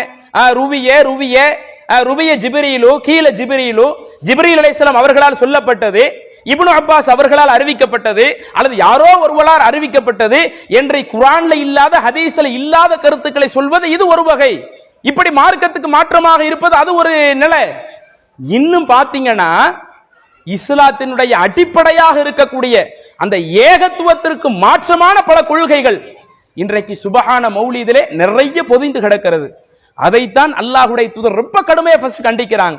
எனக்கு முன்பாக பேசிய சகோதரர் லுக்மான் அவங்க குறிப்பிட்டார்கள், அல்லாஹ்வுடைய தூதரே சொன்ன ஒரு வார்த்தை, லா துத்ருனி கமா அத்ரத்தின் நசாரா மஸீஹ இப்னு மரியம், மரியமுடைய மகன் ஈசாவை கிறிஸ்துவ மக்கள் எப்படி வரம்பு மீறி புகழ்ந்தார்களோ அந்த மாதிரி நீங்கள் என்னை புகழ்ந்து விடாதீர்கள்.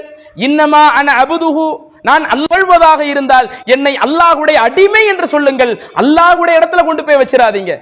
வ ரசூலுஹு, அல்லாஹ்வுடைய தூதர் என்று சொல்லுங்க, அதை தாண்டி என்னைய கொண்டு போய் சேர்த்துறாதீங்க. இறைவனுடைய தூதர் என்று எனக்கு என்னென்ன தன்மைகள் இருக்குமோ அதை நீங்கள் தாராளமாக சொல்லிக் கொள்ளுங்கள். தவறுடைய மகன், கடவுளுடைய மகன், தேவனுடைய மகன் என்று அவர்கள் வரம்பு மீறி போனதை போன்று நீங்க ஒரு காலமும் என்னை இறைவனுடைய அடிமை என்ற ஸ்தானத்திலிருந்து உயர்த்திராதீங்க என்று அல்லாஹ்வுடைய தூதர் சொன்னார்களே. இன்றைக்கு எப்படியெல்லாம் உயர்த்தி இருக்கிறார்கள். அந்த மௌலிது வரியில வரக்கூடிய ஒரு வார்த்தை, யாமன் தமாதா வஜ்தரம் துப் வஅதரிஃப் பர்ஜுல் கரம் வல்லுபி மன் ஹல்லல் ஹரம் அப்படின்னு ஒரு வரி என்ன செய்வாங்க, நமக்கு அந்த பாட்டு ராகமே வரவும் மாடுக்குது. அதனால நீங்க நிறைய பாட்டு ராகத்தை எதிர்பார்க்காதீங்க நான் பேசுகிற பொழுது. அப்ப இதுல நீங்க பாத்தீங்கன்னா, அல்லாஹ்வின் தூதரை பார்த்து புகழ்றாங்களாம். எப்படி புகழ்றாங்க? யாமன் தமாதா வஜ்தரம், தவறுல நீடிப்பவனே, குற்றம் அதிகமாக செஞ்ச அந்த குற்றத்திலேயே நீடிப்பவனே, துப் நீ பாவ மன்னிப்பு கேளு, வஅதரிஃப் உன்னுடைய பாவத்தை நீ ஒத்துக்கொள். பாவ மன்னிப்பு கேளு, ஒத்துக்கொள்னு நம்ம என்ன புரிஞ்சுக்கிட கூடாது, சரி அல்லாஹ்ட்ட தான் தௌபா தேட சொல்றாங்க போல, நம்ம தப்ப அல்லாஹ்விடத்துல தான் ஒத்துக்கொள்ள சொல்றாங்க போல என்று நினைத்து விடக் கூடாது. அதனுடைய அடுத்துல வருகிறது வர்ஜுல் கரம், அல்லாஹ்வின் தூதருடைய அந்த கொடைத்தன்மையை நீ ஆதரவு வை. வலுத் நீ சரணாகதி அடைந்து விடு. பிமன் ஹல்லல் ஹரம் அந்த ஹரமிலே அடங்கி இருக்கக்கூடிய அந்த மதீனாவிலே அடங்கி இருக்கக்கூடிய அல்லாஹ்வின் தூதர் இருக்கிறாங்களே, அவங்களிடத்திலே நீ சரணாகதி அடைந்து உன்னுடைய தவறுகளை அவர்களிடத்திலே நீ மன்னிப்பு கேள், உன்னுடைய குற்றங்களை அந்த இறை தூதரிடத்திலே நீ பாவ மன்னிப்பு கேள். இது அன்னைக்கு மௌலீதுல ஒரு ஆள் எழுதினாரே, எழுதுறவர் படிக்கிறாருன்னா அவர் தன்னுடைய குற்றத்தை கேட்கிறாருன்னு அர்த்தம். இன்னைக்கு ஒரு ஆள் இங்க அல்லாஹ் அதைத்தானே குறிப்பிடுகிறான். இன்னும் எந்த தூதரை பார்த்து அந்த கஃபாருல் ஹதாயா, நீங்க தான் பாவத்தை மன்னிக்க கூடியவங்க, அந்த சத்தாருல் மசாவி, தவறுகளை அழிக்கக்கூடியவர்கள் மறைக்கக்கூடியவர்கள், கஃபீரு அன்னி துனூபி, என்னுடைய பாவங்களை நீங்கள் மன்னித்து விடுங்கள் என்று எந்த தூதரை பார்த்து சொல்கிறீர்களோ அந்த ரசூலுல்லாஹி ஸல்லல்லாஹு அலைஹி வஸல்லம் அவர்கள் அவங்க வாழக்கூடிய காலகட்டத்தில் என்னங்க நமக்கு சட்டம் சொன்னாங்க? ரசூலுல்லாஹி ஸல்லல்லாஹு அலைஹி வஸல்லம் நமக்கு சொன்ன சட்டம் அது நிறைய நபிமொழிகள்ல இருக்குது இல்ல. உதாரணத்திற்கு நாம எல்லாரும் தொழுகையில அத்தஹியாத் இருப்புல உட்கார்றமே, அந்த அத்தஹியாத் இருப்புல அல்லாஹ் ஓதக்கூடிய அல்லாஹ்வுடைய தூதர் கற்றுத்தந்த அந்த துஆவை எடுத்து பாருங்கள். அல்லாஹும்ம இன்னி ஸலம்து நஃப்ஸி துல்மன் கஸீரன் லா யக்ஃபிரு ذுனூப இல்லா அன்த ஃபக்ஃபிர்லி மக்ஃபிரத மின் இன்திக வர்ஹம்னி இன்னக அன்த தவ்வாபுர் ரஹீம். நம்ம எல்லாம் சொல்றோமா இல்லையா? இந்த துஆவை தான் ரசூலுல்லாஹி ஸல்லல்லாஹு அவங்களும் அத்தஹியாத்துல ஓதுனாங்க. நமக்கு கற்றுத்தந்தது மட்டுமல்லாமல் அல்லாஹ்வுடைய தூதரும் தன்னுடைய தொழுகையில் அத்தஹியாத் இருப்பு இருக்கிற பொழுது அந்த அத்தஹியாத் இருப்புல இந்த துஆ ஓதுனாங்களா இல்லையா? அதனால தான் இன்னைக்கு சல்லு கமா ரஅய்துமுனி உஸல்லி, ரசூலுல்லாஹி சொன்ன மாதிரி என்ன எவ்வாறு தொழக் கண்டீர்களோ அவ்வாறு நீங்களும் தொழுங்கன்னு சொன்னதுனால தான் ரசூலுல்லாஹி ஸல்லல்லாஹு அவர்கள் சொன்ன அந்த துஆவை இன்னைக்கு நாம சொல்லிக்கிட்டு இருக்கிறோம். அந்த துஆவினுடைய பொருள் என்ன? எந்த இறை தூதரை பார்த்து நீங்க அல்லாஹ்வின் தூதர்கிட்ட போய் மன்னிப்பு கேளுங்கன்னு எழுதி வைத்திருக்கிறீர்களோ இதை சொன்னார்களா? இறைவா, நான் எனக்கு நானே எவ்வளவோ அநியாயம் செய்து கொண்டேன், என்னுடைய தவறுகளை நீ மன்னித்து விடு. லா யக்ஃபிரு ذுனூப இல்லா அன்த, உன்னை தவிர வேற யாரும் பாவங்களை மன்னிக்க முடியாது. ரசூலுல்லாஹி ஸல்லல்லாஹு நமக்கு சொல்லி சென்ற செய்தி என்ன? இந்த இஸ்லாமிய உம்மத்திற்கு கற்றுத்தந்த தகவல் என்ன? நாம் எத்தகைய தவறுகள் செய்தாலும் அதை வாழக்கூடிய காலகட்டத்திலேயே நாம் அல்லாஹ்விடத்திலே மன்றாடினோம் என்றால் நிச்சயம் அல்லாஹ் நம்முடைய தவறுகளை மன்னிப்பான். லா யக்ஃபிரு ذுனூப இல்லா அன்த், இறைவா உன்னை தவிர வேற யாராலும் அந்த பாவங்களை மன்னிக்க முடியாது. எனவே என் தவறுகளை மன்னிச்சிரு, நீ பாவத்தை மன்னிக்க கூடியவனாக கருணை மிக்கவனாக இருக்கிறாய் என்று அல்லாஹ்வுடைய தூதரே, இறைவன் மட்டும்தான் பாவத்தை மன்னிக்க முடியும், அல்லாஹ்வை தவிர்த்து வேறு யார் பாவத்தை மன்னிக்க முடியாது என்று இந்த செய்தி சொல்லியிருக்க, ஆரம்பங்கள்ல இருந்தே இந்த செய்தியெல்லாம் மக்கள்கிட்ட நம்ம பிரச்சாரம் பண்றோம். இப்படி எல்லாம் பல இணை வைப்பு வரிகள் உள்ள பொதிஞ்சு கிடக்குது என்று பிரச்சாரம் செய்கிற பொழுது ஏதோ இப்படி சொல்லப்படுகிற வரிகள் எல்லாம் இந்த பொதுமக்களை மத்தர வச்சு பேசக்கூடிய வரிகள் அல்ல. யார் இன்றைக்கு மௌலிதிற்கு வக்காலத்து வாங்கி கொண்டிருக்கிறார்களோ அவங்கள நேர உட்கார வச்சு பேசணும், விவாத களங்கள்ல சந்திச்சு பேசணும். இதே நம்முடைய திருநெல்வேலியில பெரிய பஸ் ஸ்டாண்டுக்கு பக்கத்தில் இருக்கக்கூடிய ஒரு மண்டபத்துல 2021 வருஷம் என்று நினைக்கிறேன், அதுல ஜனவரி மாதம் ஒரு விவாதம் நடத்தப்படுகிறது. அந்த விவாதத்தில் அதிகமாக பேசப்பட்ட தகவல் இதுதான். பாவ மன்னிப்பை யார் வழங்குவார்? அல்லாஹ்வின் தூதரிடத்திலே பாவ மன்னிப்பு கேட்கலாமா? அல்லாஹ்வுடைய தூதர் பாவத்தை மன்னிப்பார்களா? அல்லது இந்த ஆற்றல் முழுக்க முழுக்க அல்லாஹ் ரப்புல் ஆலமீனுக்கு மட்டும் இருக்கிறதா என்று ஏதோ பொதுமக்கள்கிட்ட பேசிட்டு போகல, இப்படி திருமண கூட்டம் நடத்தி ஆட்களே இல்லாத இடத்துல பேசிட்டு போகல. யார் இன்றைக்கு அந்த மௌலிதை வக்காலத்து வாங்குகிறார்களோ அவர்களை சபையில உட்கார வச்சு பேசுறோம். அப்படி பேசுவதற்கு முன்பாக இதிலெல்லாம் எந்த இணை வைப்பான வரிகள் அல்ல.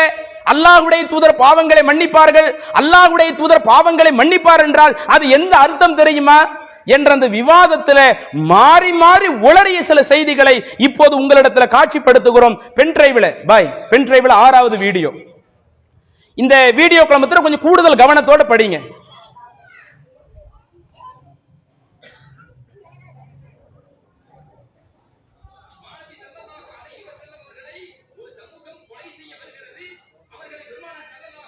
சவுண்ட கூட்டுங்க.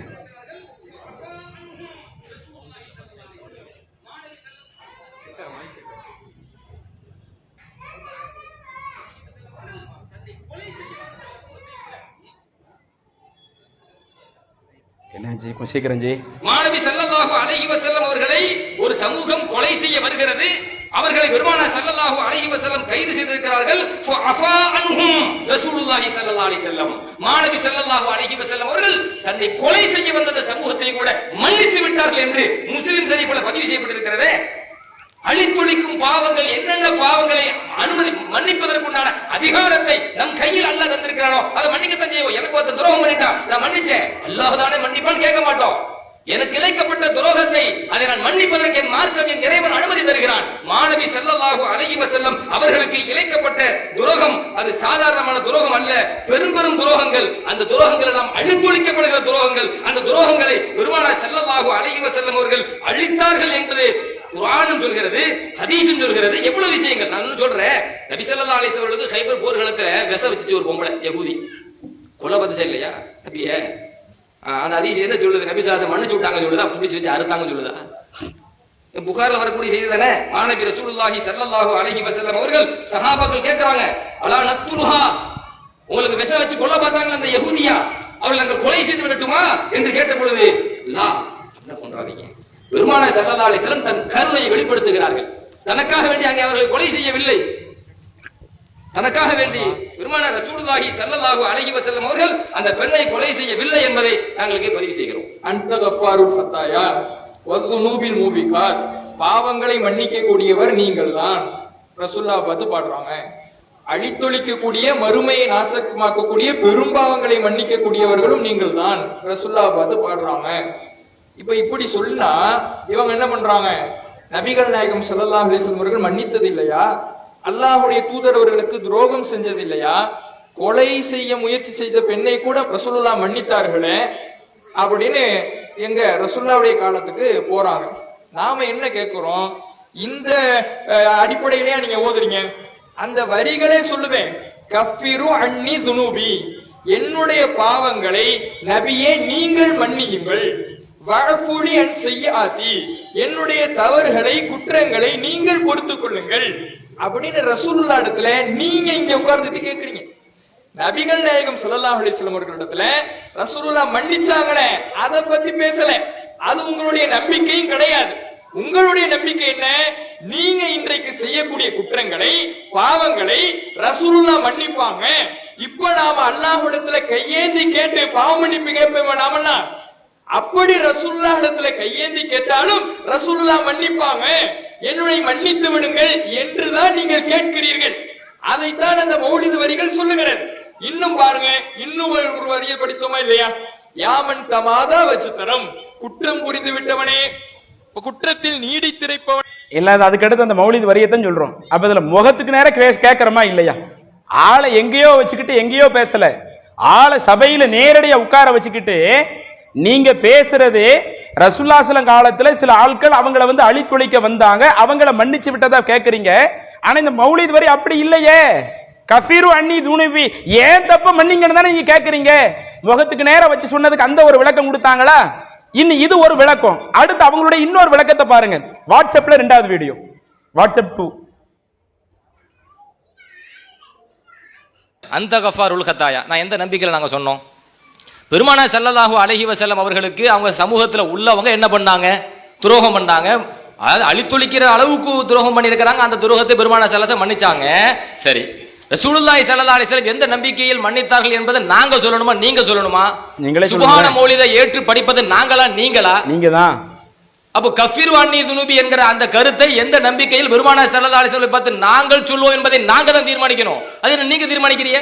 இல்லை இல்லை, ரசூலுல்லாஹி ஸல்லல்லாஹு அலைஹி வஸல்லம் நாம தப்பு செய்யற தப்பு இருக்குல்ல, அல்லாஹ்வுக்கு செய்யக்கூடாது, அல்லாஹ் வந்து அல்லாஹ் சம்பந்தப்பட்ட பாவங்கள்லாம் இருக்குது. தோள மாட்டான், விபச்சாரம் செய்வான், திருடுவான், கொள்ளையடிப்பான், கொலை பண்ணுவான், இந்த மாதிரி பாவங்கள்லாம் இருக்குது இல்ல. இந்த மாதிரியான பாவங்களை எல்லாம் வந்து ரசூலுல்லாஹ் மன்னிப்பாங்க என்று நாங்க சொன்னோமா? நீங்க என்ன சொல்றீங்க? ரசூலுல்லாஹ் மன்னிப்பார்கள் என்பதுதான் உங்கள் நம்பிக்கை. எங்க நம்பிக்கை முடிவு பண்றதுக்கு நீங்க யாருன்னு கேக்குறேன். நீ யாரு?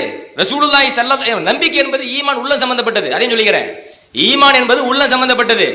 ஏன் உள்ளத்துல என்ன நம்பிக்கை இருக்கிறது நீங்க எப்படி முடிவு பண்ணலாம்? பெருமானார் ஸல்லல்லாஹு அலைஹி வஸல்லம் அவர்கள் ஷிர்க ஒழிச்சாங்க, பாவங்களை ஒழிச்சாங்க, மாஹி துனூபின்னு சொன்னோம். இவங்க கடந்த ஜனவரி 31, 2016 திருச்சியில ஷிர்க் ஒழிப்பு மாநாடு நடத்தினார்கள். அது போட்டு வராங்க. ஷிர்க்குக்கு எதிரான பிரச்சாரத்தை எவ்வித காலதாமதமும் இல்லாமல் தொடர்ந்து துரிதமாக தொய்வில்லாமல் கடமையாற்றிக் கொண்டே இருக்க வேண்டும். ஷிர்க் அழிக்கிறதுக்காண்டி அந்த மாநாட்டுக்கு பேரே ஷிர்க் ஒழிப்பு அழிப்பு மாநாடு. என்னப்பா இது? எங்கள் பெருமானாரை பார்த்து பாவங்களை அழிப்பவர் சொன்னா ஷிர்க்கு, ஷிர்க்கை அழிக்கும் மாநாடுன்னு உங்க பேர் வச்சிருவாங்களா? அது தௌஹீத். என்ன கேக்குறேன்? தொழவில்லை என்றாலும் சரி. கொலை செய்தாலும் நானே அந்த விளக்கத்தை பின்னாடி சொல்ற விளக்கத்தை சொல்லிடுறேன். அவரே தெளிவா சொல்றாரு, தொழாத பாவம், விபச்சாரம் செய்யற பாவம் அல்லாவுக்காக நாம செஞ்சிருப்போமே, இந்த தப்ப ரசூலுல்லாஹி மன்னிப்பாங்க நாங்க சொன்னோமா? எங்க கொள்கையை தீர்மானிக்கிறதுக்கு நீ யாரு? கொதிச்சாருல இவர் சொன்ன வார்த்தை இப்ப கேட்டோம்ல. இப்ப அடுத்து பாருங்க, அவங்க சபையில உள்ள ஒரு ஆளே இல்லங்க நீங்க சொல்றது தப்புதான், நாங்க மனிதர் செய்யக்கூடிய தவறுகளையும் அல்லாஹ்வுடைய தூதர் மன்னிப்பாங்க, அன்றைய காலத்துல அவங்களுக்கு செஞ்ச துரோகம் இருக்குது, அப்படி இல்ல தொழாம இருந்தாலும் அல்லாஹ்வுடைய தூதர் மன்னிப்பாங்க, இறைவனுக்கு இண வச்சாலே மன்னிப்பாங்கன்னு அவங்க குரூப்லயே அவங்க அஜர்த்து சொல்றதை கேளுங்க. பென்டிரைவ் 7.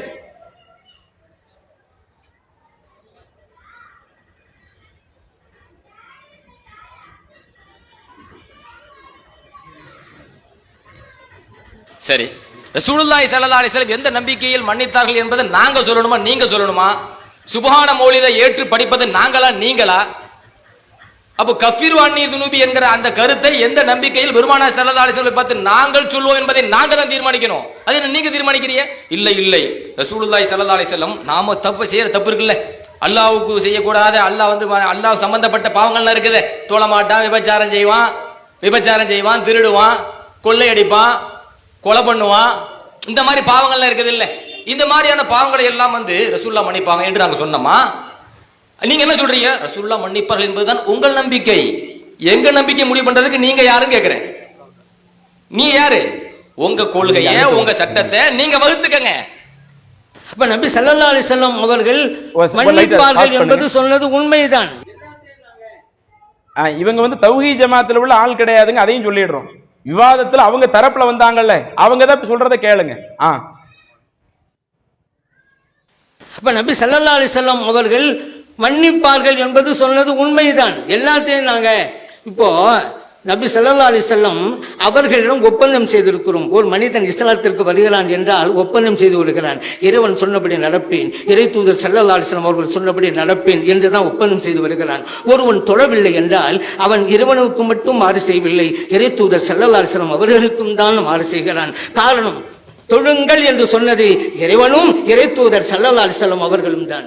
ஒருவன் நோன்பை விட்டான், அப்படித்தான். ஹஜ்ஜை விட்டான், அப்படித்தான். ஒருவன் திருடினான் வைத்துக் கொள்ளுங்கள், திருடாதே என்று சொன்னது இறைவனும் தான், இறை தூதர் ஸல்லல்லாஹு அலைஹி வஸல்லம் அவர்களும் தான். அப்படியான இவன் மாறு செய்தது இறைவனுக்கும் மாறு செய்தான், இறை தூதர் ஸல்லல்லாஹு அலைஹி வஸல்லம் அவர்களுக்கும் மாறு செய்திருக்கிறான். ஆகவே இருவரும் மன்னிப்பு வழங்க வேண்டும். ஏன்னா அல்லாஹ் தஆலா அத்தியுல்லாஹ் வ அத்தியுர் ரசூல் என்றான். இறைவனுக்கு வழிபடுங்கள், இறை தூதர் ஸல்லல்லாஹு அலைஹி வஸல்லம் அவர்களுக்கு வழிபடுங்கள். தொழுகை விட்டு விட்டான், இறை தூதர் ஸல்லல்லாஹு அலைஹி வஸல்லம் அவர்களுக்கு மாறு செய்கிறான். இறை தூதர் ஸல்லல்லாஹு அலைஹி வஸல்லம் அவர்களுக்கு மாறு செய்தால் இறை தூதர் ஸல்லல்லாஹு அலைஹி வஸல்லம் அவர்கள் மன்னிக்க வேண்டுமா வேண்டாமா? அல்லாஹ் ஒருவன் தானே பாவங்களை மன்னிக்க கூடியவன். இதுல பாத்தீங்க, ஃபர்ஸ்ட் தொழுகையை விட்டா மன்னிப்போமா, அதுதான் எங்க கொள்கையான்னு கேட்டார்ல. அவங்க கொள்கையில உள்ளவரே சொல்றாரு, தொழுகையை விட்டாலும் மன்னிப்பு கேட்டுதான் ஆகணும், ரசூலுல்லாஹி ஸல்லல்லாஹு அலைஹி வஸல்லம் மன்னிப்பு கேட்டா தான் அதுக்கு மன்னிப்பு இருக்குது, இப்படி சொன்னார்ல. அடுத்துதான் நமக்கே எதிர்பாராத ஒரு ஷாக்கு. இதுவரை எத்தனையோ பல பேச்சாளர்களை பார்த்திருப்பாங்க. டிஎம்கேல இருக்கிறாங்கன்னு வைங்களேன், ஏடிஎம்கே கடுமையை தாக்கி பேசுவாங்க. ஏடிஎம்கேல இருக்கிறாங்கன்னா டிஎம்கேவை கடுமையை பேசுவாங்க. இங்க இருந்து அங்க போனா அப்படி மாறி பேசுவாங்க, இங்க இருந்து இப்படி மாறி மாறி போனா பேசுறாங்கல்ல. ஒரே ஆளு சட்டையை மாத்திரம் வேற கலர் மாத்திட்டு வந்துட்டாருன்னு வைங்க, ஆரம்பத்துல சொன்னதுக்கு மாத்தி பேசுவாரான்னு பார்த்தா ஆரம்பத்துல கொதிச்சாருல, அப்படி நாங்கள் எங்கே பேசினோம், அப்படி பேசியதற்கு எதுவும் தகவல் இருக்குதா? காலையில ஒரு கலர் சட்டையை போட்டு பேசுறாரு, மாலையில வேறு சட்டையை மாத்தின உடனே கொள்கையும் மாத்தி பேசுறத 8வது அந்த வீடியோல பாருங்க. பென்டிரைவ் 8. சட்டை கலர் முக்கியம்.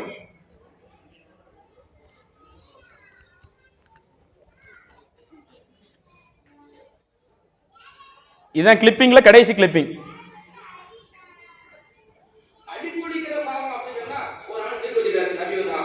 அதனால அழித்துளிக்கிற பாவம் அப்படின்னு சொன்னா ஒரு ஆள் சிறுக்கு வச்சுட்டாரு, நபி நான் மன்னித்து விடுவேன் அப்படி நாங்க சொல்லல. சொன்ன ஆதரவைங்க. ஒருவர் சிறுக்கு வச்சுட்டா அந்த சிறுக்கை பெருமானார் மன்னிப்பார்கள் என்று எந்த சபையில நாங்க சொன்னோம்? எந்த சபை, எந்த கூட்டத்தை கூட்டி போட்டு நாங்க சொன்னோம்? இஜ்தனிபு சபஅல் மூபிகாத் அப்படின்னு சொன்னா சிறுக்கு என்பது அல்லாஹ் தான், அல்லாஹ்வே மன்னிக்க மாட்டேன்னு சொல்லிட்டானே.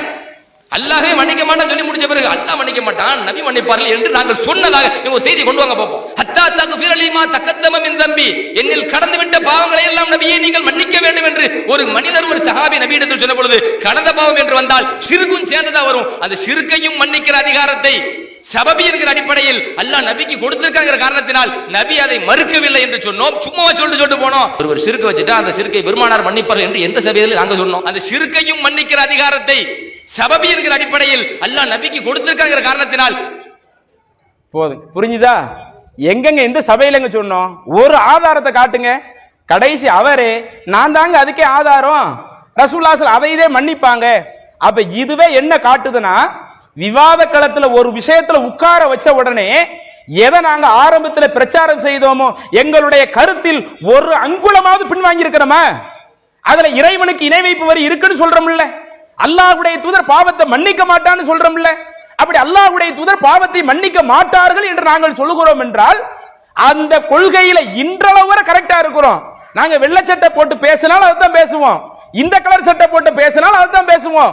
சட்டைக்கு தகுந்த மாதிரி கொள்கையை மாற்றிவிட்டு இப்படி இஸ்லாத்தினுடைய அடிப்படை கொள்கையை குழி தோண்டி புதைத்து விட்டு நாங்க இது இஸ்லாத்திற்கு உட்பட்டதாக இருக்கிறது, மௌலித் இஸ்லாத்திற்கு ஏற்ற சட்டமாக இருக்குதுன்னா யாரு நம்புவா? இன்றைக்கு உங்களுடைய வாதங்கள் எல்லாம் மக்களிடத்துல சந்தி சிரித்துக் கொண்டு இருக்கிறது. ஆரம்பத்தில் நிறைய பேர் உட்கார்ந்து ஓதி வந்தவர்கள் இன்றைக்கு அதுல இருந்து நிறைய விலகி வந்துகிட்டு இருக்கிறாங்களா இல்லையா? இவங்க நம்மளை எங்கேயோ கொண்டு போய் தள்ளுறாங்க, இணை வைப்புல கொண்டு போய் தள்ளுறாங்க என்று பல மக்கள் அதுல இருந்து மீண்டு வந்துகிட்டு இருக்கிறாங்களா இல்லையா? இன்னும் அதுல உள்ள ஒரு சில விஷயங்களை மட்டும் சொல்லிக்கொண்டு என்னுடைய உரையினுடைய இறுதிக்கு வந்து விடுகிறேன். அந்த சுபஹான மௌலிதில் வரக்கூடிய இன்னொரு வரி, அக்ஸம்து ஃபீ நஸ்ரிபிக்கும் அலைக்கும். ரசூலுல்லாஹ் ஸல்லல்லாஹு அலைஹி வஸல்லம் பார்த்து படிக்கிறாங்க, அக்ஸம்து நான் சத்தியம் செய்கிறேன், ஃபீ நஸ்ரி எனக்கு உதவக்கூடிய விஷயத்துல, பிக்கும் உங்களை வச்சு நான் சத்தியம் பண்றேன், உங்க மேல நான் சத்தியம் பண்றேன். உங்க மேல சத்தியமா எனக்கு உதவக்கூடிய விஷயத்துல அப்படி சத்தியம் பண்றேங்கிறாங்க.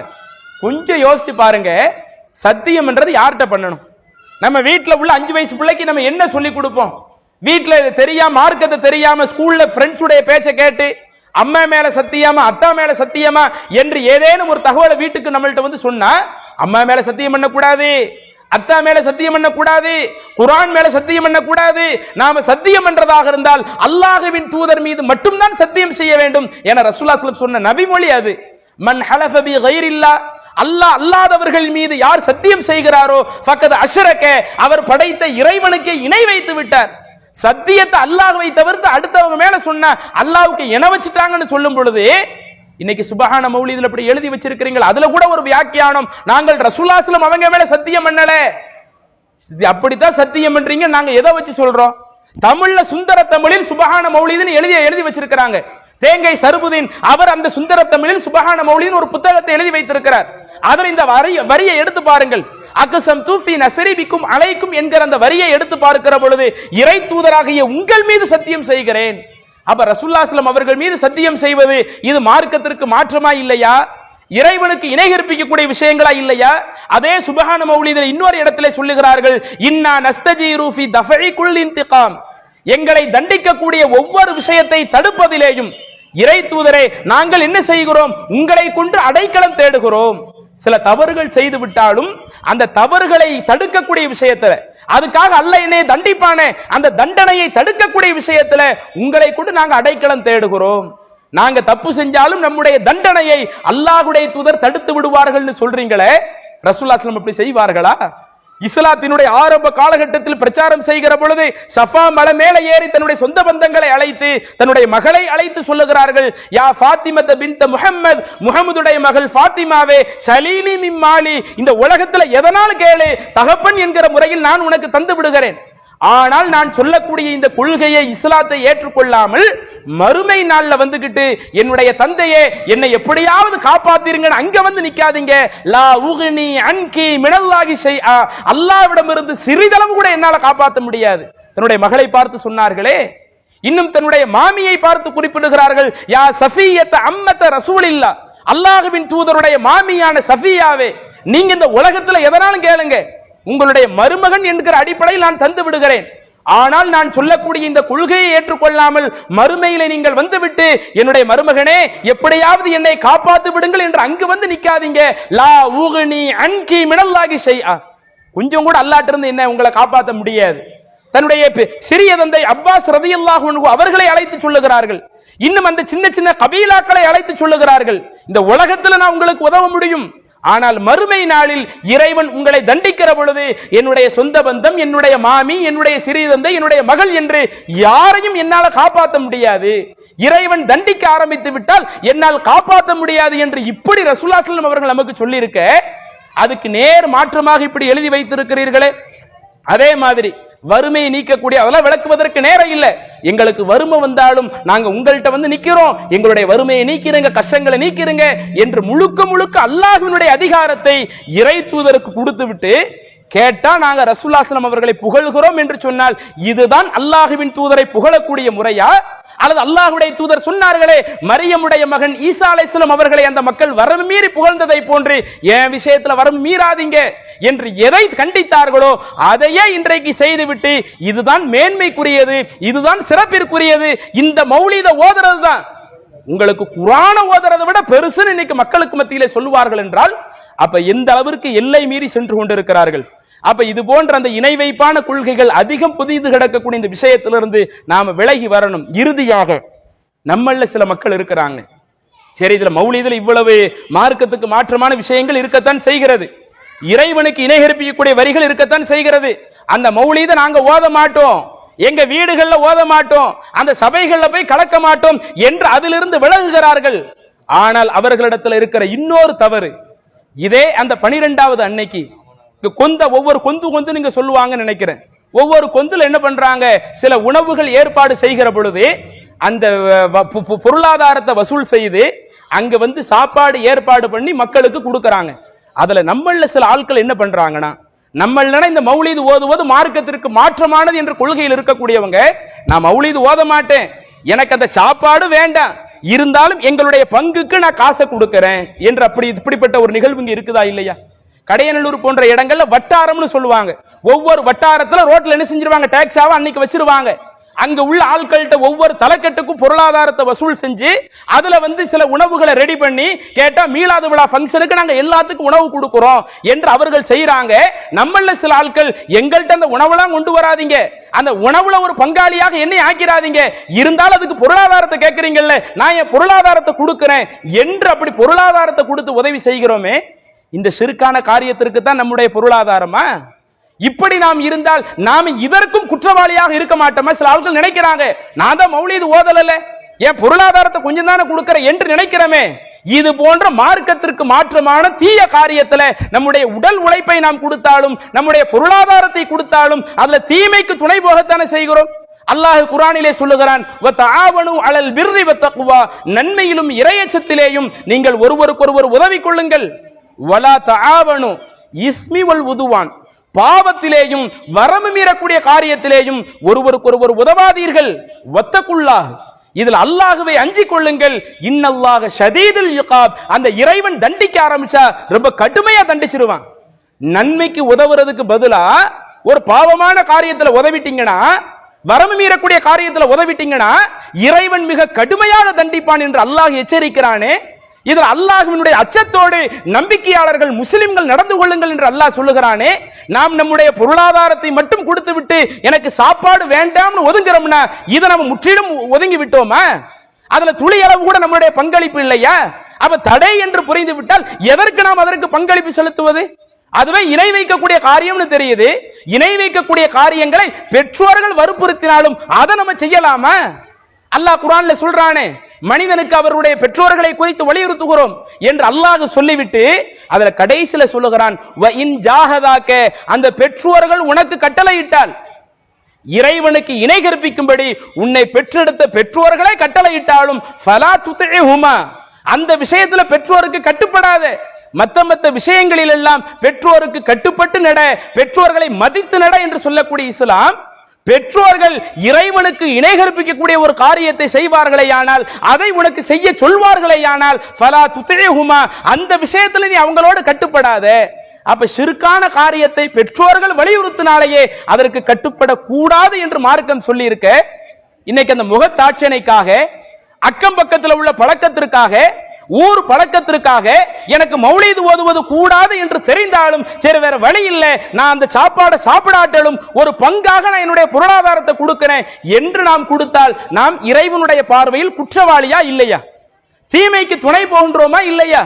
அல்லாஹ் குர்ஆனிலே ஒரு வசனம் சொல்லுகிறான், உஹ்ஷுருல்லதீன ஸலமு, யார் தீமைகளை செய்கிறார்களோ, வ அஸ்வாஜஹும், அந்த தீமைக்கு யார் துணை போறாங்களோ, வமா கான யஅபுதூன மின் தூனில்லா, அல்லாஹ்வை விடுத்து அடுத்தவர்களை யார் அழைத்து பிரார்த்தனை செய்கிறார்களோ, இந்த நபர்களை எல்லாம் அல்லாஹ் மறுமையிலே ஒன்று திரட்டி ஃபஹுதூஹும் இலா சிராத்தில் ஜஹீம், இவர்களுக்கு நீங்கள் நரகத்தை நோக்கி வழிகாட்டுங்க. தப்பு செய்யறவங்களுக்கும் நரகம் நோக்கி செல்வதற்கு வழிகாட்டப்படுது. யார் அந்த தவறுக்கு துணை போறாங்களோ, நான் அதை முழுசும் செய்யல, இருந்தாலும் ஒரு சின்ன அளவுல பங்களிப்பு செஞ்சேன் என்ற அந்த தீமைக்கு துணை போனாலேயே அது அவர்களை நரகத்தை நோக்கி அழைத்து செல்லக்கூடிய ஒரு வழி என்று அல்லாஹ் குர்ஆனிலே கண்டிக்கின்றானே. இதை மனதிலே பதிய வைத்து இன்றைக்கு ரபியுல் அவ்வல் மாதத்தில் ஓதப்படுகிற அந்த சுபஹான மௌலிதிற்கும் இஸ்லாமிய மார்க்கத்திற்கும் அறவே சம்பந்தம் கிடையாது. இன்றைக்கு மார்க்கம் என்கிற பெயரில், வணக்கம் என்கிற பெயரில் இஸ்லாத்தினுடைய பல அடிப்படைகளை மீறுகிறார்கள். இணை வைக்கக்கூடிய கொள்கையை மக்களுக்கு மத்தியிலே போதிக்கிறார்கள். சினிமா போன்ற மோசமான கலாச்சாரங்களை இஸ்லாத்தினுடைய போர்வையிலே புகுத்த பார்க்கிறார்கள். இவைகளை எல்லாம் நன்மை என்று நினைத்து நாம் செய்தால் இது அல்லாஹ்வால் ஒருபோதும் ஏற்றுக்கொள்ளப்படாது என அல்லாஹ் சொல்லிவிட்டான்.